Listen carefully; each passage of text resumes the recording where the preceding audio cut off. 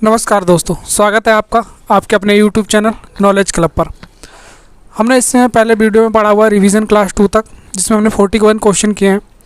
अभी हम देखेंगे 42 क्वेश्चन से और देखते हैं ये क्वेश्चन इंपॉर्टेंट है बहुत ज़्यादा exam of point of view के जरिए। इसलिए इम्पोर्टेंट है कि ये वर्ड जो है ये आए दिन सुनने को मिलता रहता है, किसी न किसी कारणवश न्यूज़ में रहता है, कोई ना कोई कॉज ज़रूर होता है, ये न्यूज़ में ज़रूर रहेगा।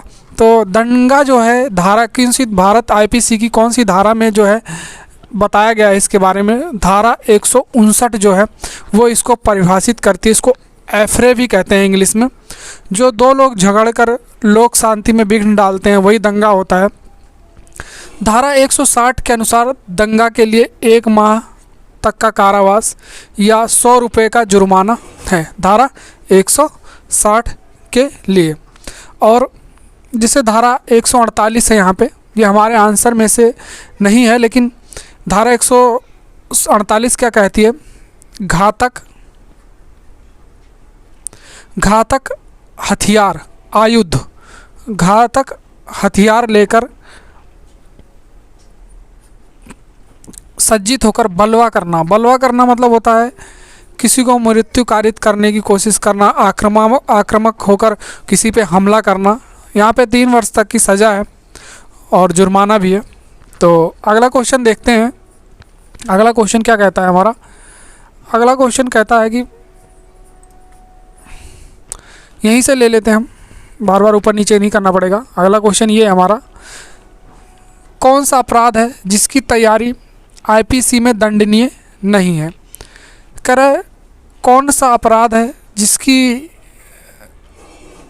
तैयारी करने पे आईपीसी में दंड दिया जाता? सिर्फ तैयारी भर, यानी मन में सोच भी लो और किसी को पता चल जाए कि आपने ऐसा करने की ठानी और वो कंप्लेन कर दे तो आपको सज़ा हो सकती है। जैसे भारत सरकार के खिलाफ युद्ध छेड़ना 122 धारा में बताया गया है, धारा 122 में। और जो हत्या है वो 300 है, ठीक है ना, और 302 में सज़ा है। दहेज के लिए है 304 बी। और आगे देखते हैं, आगे क्या है हमारा? आगे जो हमारा है, निम्न में से कौन से भारतीय दंड संहिता की धारा भारतीय संविधान की धारा 41 व 21 के अधीन असंवैधानिक करार दी गई है? धारा 14 व 21 के अधीन इसको संवैधानिक नहीं असंवैधानिक कहा गया है। कौन सा है वो? धारा 303 क्या कहती है? धारा 303 देखिए, मिट्ठू सिंह बनाम पंजाब राज्य। ये बहुत ही इम्पोर्टेंट है, पूछ सकता है मिट्ठू सिंह बनाम पंजाब राज्य, वो किस धारा में ये इसका जिक्र किया गया? तो वो धारा 303 है, आईपीसी की धारा 303 को इस आधार पर असंवैधानिक घोषित किया गया कि यह धारा संविधान के अनुच्छेद 14-21 द्वारा प्रदत्त समानता एवं जीवन की स्वतंत्रता के अधिकारों का हनन करती है। ठीक है ना, जीवन की जो समानता और अधिकार हैं, स्वतंत्रता, उनका दुरुपयोग करने होता है, एक तरीके से ना मानना, हनन करना। तो 303 के अनुसार एक व्यक्ति जो जेल में पहले से ही आजीवन कारावास काट रहा है, ठीक है ना, आजीवन कारावास की सज़ा काट रहा है, और वो जेल में रहते ही किसी तरीके से किसी की हत्या कर दे, जेल के अंदर ही कर दे, तो उसको मृत्युदंड दिया जाएगा। क्या किया जाएगा? उसका मृत्युदंड दिया जाएगा। और यहाँ पे देखिए 46 नहीं है, मतलब अगला क्वेश्चन मैं मान के चल रहा हूँ, क्योंकि ऐसे साइड में आ जाता है, एक प्रश्न इधर एक प्रश्न इधर, तो इससे आसानी रहती, बार बार ऊपर नीचे नहीं करना पड़ता, साइड में ही मिल जाता। हमें तो पढ़ने से मतलब, रिवाइज करने में मतलब। आत्महत्या करने के लिए दुष्प्रेरण अबेटमेंट की सज़ा का प्रावधान आईपीसी की किस धारा में किया गया है? धारा 306 में क्या किया गया है? अबेटमेंट, दुष्प्रेरण मतलब किसी को प्रेरणा देना आत्महत्या करने के लिए, कि यार तू परेशान रहता है, इससे अच्छा खुदकुशी कर ले, ये है वो है फलाना ढिमकाना करके उसको आत्महत्या के लिए प्रेरित करना, ये क्या है? सज़ा है। और आईपीसी की धारा 306 में ये मानी या दी जाएगी।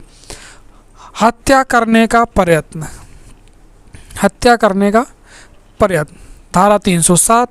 धारा 308 आपराधिक मानव वध करने का प्रयत्न, और धारा 309 आत्महत्या करने का प्रयत्न। 309 में आत्महत्या करने का प्रयत्न। आप इसको डिटेल में मेरे क्लास वाली वीडियो में देख सकते हैं, मैंने सबके बारे में बता रखा है। अगला जो है, छल की सजा संबंध निम्न में से आईपीसी की किस धारा से है? छल करना, धारा 417। किसी के साथ छल करना, ये क्या है? आईपीसी की सज़ा में छल की सज़ा मानी गई है। और 415 क्या कहता है? ये छल को डिफाइन करता है। 415 जो है छल के बारे में जिक्र किया गया है। 417 छल करने पे सज़ा है, 1 वर्ष तक का कारावास हो सकता है। अगला पॉइंट देखते हैं, आईपीसी की धारा 320 में गहरी चोट, कितनी चीज़ों को गहरी चोट में शामिल किया गया? 8 चीज़ों को गहरी चोट में शामिल किया गया, जो कि धारा 320 में कहा गया। बहुत ही ज़रूरी है, 320 में कहा गया है, ठीक है ना। आईपीसी की किस धारा में विधि विरुद्ध जमाव, यानी कानूनी रूप से गलत तरीके से पब्लिक को इकट्ठा करना, ये कौन सी धारा में कहा गया है? धारा 141 में कहा गया है कि अनलॉफुल तरीके से लोग इकट्ठे हो जाना किसी जगह पे, और जब लोग इकट्ठे होते हैं तो वहाँ पे कुछ ना कुछ गलत होने के आसार नज़र आने लग जाते हैं, क्योंकि या तो लोग अपनी मांग करेंगे, डिमांड करेंगे, या फिर कुछ बवाल करने की कोशिश करेंगे। धारा 146 जो है बलवा करने के बारे में बताती है, ये भी ध्यान रखेंगे आप लोग। धारा 146 बलवा करने के लिए आपको प्रेरित करने के बारे में बताती है। अगला देखते हैं प्रश्न, एस वरदराजन बनाम स्टेट, एस वरदराजन बनाम स्टेट। अब एस वरदराजन बनाम स्टेट क्या है? इसमें धारा 363 आईपीसी के तहत बताया गया है।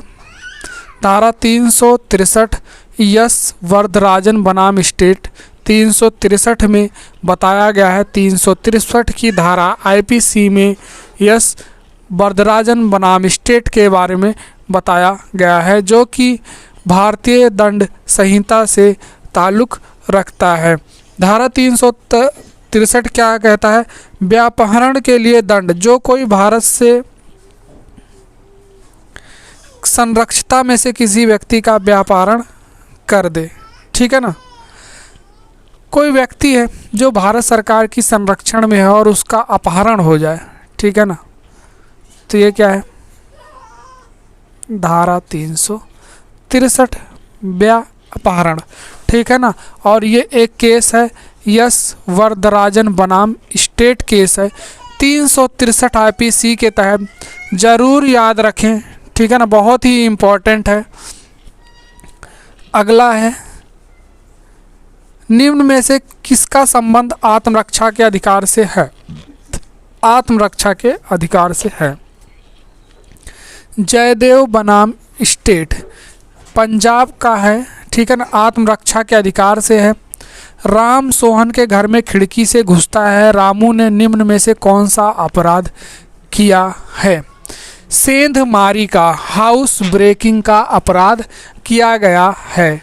रामू ने अगर सोहन के घर में खिड़की से घुसने का अपराध किया है तो वो सेंधमारी का अपराध माना जाएगा धारा 445 के तहत। बहुत ही उम्दा क्वेश्चन है, बहुत ही इम्पोर्टेंट क्वेश्चन है। भारतीय दंड प्रक्रिया संहिता 1973 में किस दिनांक से प्रवर्त हुई है? 1 अप्रैल 1974 के प्रथम दिन से लागू की गई है। दंड प्रक्रिया संहिता CRPC एक्ट, ठीक है ना, 1973 अप्रैल 1974 के प्रथम दिन से लागू। यह उपबंध संहिता की धारा 1(3) में किया गया है। अतः दंड प्रक्रिया संहिता 1 अप्रैल 1974 से प्रवर्त हुई है। ये बहुत ही इंपॉर्टेंट क्वेश्चन सीआरपीसी के एक्ट के तहत, इसको याद रखेंगे। निम्नलिखित में से किसको गिरफ्तार होने से बचने की दशा में पुलिस को मृत्यु कारित करने तक का अधिकार प्राप्त किया गया? अच्छा, अगर किसी को गिरफ्तारी का आदेश दिया तो पुलिस किसको मृत्यु दंड यानी गोली भी मार सकती है। उक्त दोनों में से मृत्यु दंड से दंडनीय अपराध की दशा में, आजीवन कारावास से दंडनीय अपराध की दशा में, याद रखेंगे, बहुत ही जरूरी है। ठीक है। दंड प्रक्रिया संहिता की धारा 46 ये स्पष्ट करती है कि पुलिस अधिकारी को गिरफ्तारी से बचे रहे किसी अभियुक्त जो मृत्यु दंड या आजीवन कारावास से दंडनीय अपराध का दोषी है मृत्यु कारित करने का अधिकार है। वो व्यक्ति जिसको कानून ने दंडनीय अपराध दिया है, दोषी दिया है, आजीवन कारावास और मृत्यु की सज़ा दी है, और वो क्या है, भागा फिर रहा है, सरेंडर नहीं कर रहा है, तो पुलिस को ये अधिकार है कि वो उसको गोली भी मार सकती है। बाकी फर्दर ऑर्डर जो भी उसके डिपार्टमेंट से उसको दिए जाएं। अगला है दंड प्रक्रिया संहिता की प्रथम अनुसूची में जमानतीय अपराध कौन से हैं? दंड प्रक्रिया संहिता की प्रथम अनुसूची में जिनमें जमानत अपराध का उल्लेख किया गया है। दंड प्रथम अनुसूची में जमानत के बारे में बताया गया है। दंड प्रक्रिया संहिता में जमानतीय अपराध से ऐसा अपराध अभिप्रेत है जो प्रथम अनुसूची में दिखाया गया है। ये धारा 2 का में भी है। निम्नलिखित में से किस केस में अस्वस्थ मन का बचाव के रूप में होने का सिद्धांत प्रतिपादित किया गया है? मैकनोटस केस। ये केस बहुत ही इम्पोर्टेंट है कि यहाँ किसी व्यक्ति को पगला करार कर दे दो, ठीक है ना, अनसाउंड माइंड, और बच सकता है वो, ठीक है ना। दंड प्रक्रिया संहिता की धारा 2C में परिभाषित किया गया है संज्ञेय अपराध। दंड प्रक्रिया संहिता की धारा 2C में संज्ञेय अपराध को बताया गया है। धारा 2C संज्ञेय अपराध, धारा 2C संज्ञेय अपराध याद हो जाएगा। बार बार बोलने से क्या होता है, अगर आप ध्यान से सुनेंगे तो आपके दिमाग में एग्ज़ाम में अगर आ गया प्रश्न तो स्ट्राइक कर जाएगा। दंड प्रक्रिया संहिता के अंतर्गत जांच की जाती है किसकी? मजिस्ट्रेट या न्यायालय द्वारा जांच की जाती है। मजिस्ट्रेट। दंड प्रक्रिया संहिता के अंदर किसमें कौन जांच करता है? मजिस्ट्रेट या फिर न्यायालय, ठीक है ना। और देखते हैं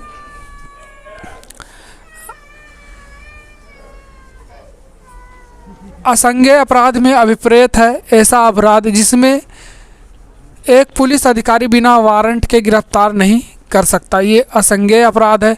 दंड प्रक्रिया संहिता में इसके बारे में बताया गया है कि 1973 की धारा 2 में असंज्ञेय अपराध को परिभाषित किया गया। 1973 की धारा 2 में इस धारा के अनुसार असंज्ञेय अपराध से अभिप्रेत है ऐसा अपराध जिसके लिए असंज्ञेय मामला से अभिप्रेत है ऐसा मामला जिसमें पुलिस अधिकारी वारंट के बिना गिरफ्तारी नहीं कर सकता। कोई भी न्यायिक मजिस्ट्रेट प्रथम वर्ग निम्न में से किस सज़ा को पारित करने के लिए अधिकृत होता है? ऐसी अवधि के लिए कारावास जो 3 वर्षों से अनधिक हो। दंड प्रक्रिया संहिता 1973 की धारा 29 की उपधारा 2 के अनुसार प्रथम वर्ग ए ग्रेड का मजिस्ट्रेट जो है 3 वर्ष तक की अवधि का कारावास या 10,000 तक का जुर्माना पारित कर सकता है। ध्यान रखिए ये बातें। द्वितीय श्रेणी के मजिस्ट्रेट के न्यायालय द्वारा निम्न में से कौन सा दंड पारित? 1 वर्ष से अधिक, ए ग्रेड वाला 3 से अधिक और 10,000 तक का जुर्माना, और द्वितीय श्रेणी का जो है बी ग्रेड का जो है वो 1 वर्ष से अनधिक का। 1973 धारा 29(3) और 29(2) में ए ग्रेड के बारे में दिया गया, 29(3) में बी ग्रेड के बारे में दिया गया। इसमें 1 वर्ष तक की सज़ा दे सकता है। अगला प्रश्न जो है, एक मुख्य न्यायिक दंडाधिकारी दंडादेश दे सकता है, कब दे सकता है? 7 वर्ष से अनधिक अवधि के लिए कारावास या जुर्माने से जो किसी भी राशि तक का हो सकेगा या दोनों का। ठीक। पुलिस अधिकारी बिना मजिस्ट्रेट के आदेश तथा बिना वारंट के किस व्यक्ति को गिरफ्तार कर सकता है? उपयुक्त सभी परिस्थितियों में जो पुलिस अधिकारी की उपस्थिति में संज्ञेय अपराध करता है ना, तो उसको वारंट जारी कर सकता है। पुलिस अधिकारी के सामने किसी को मार देना, ठीक है ना, तो वो संज्ञेय अपराध हो जाएगा, उसमें वो वारंट के बिना ही तुम्हें गिरफ्तार कर सकता है। जो संहिता के अधीन या राज्य सरकार के आदेश द्वारा अपराधी घोषित हो, जो पुलिस अधिकारी द्वारा उसके विधिपूर्ण कर्तव्यों को करने में बाधा डाल रहा हो, वो उसको भी गिरफ्तार कर सकता है इन बिना वारंट के। इसके लिए वारंट की आवश्यकता नहीं पड़ती है।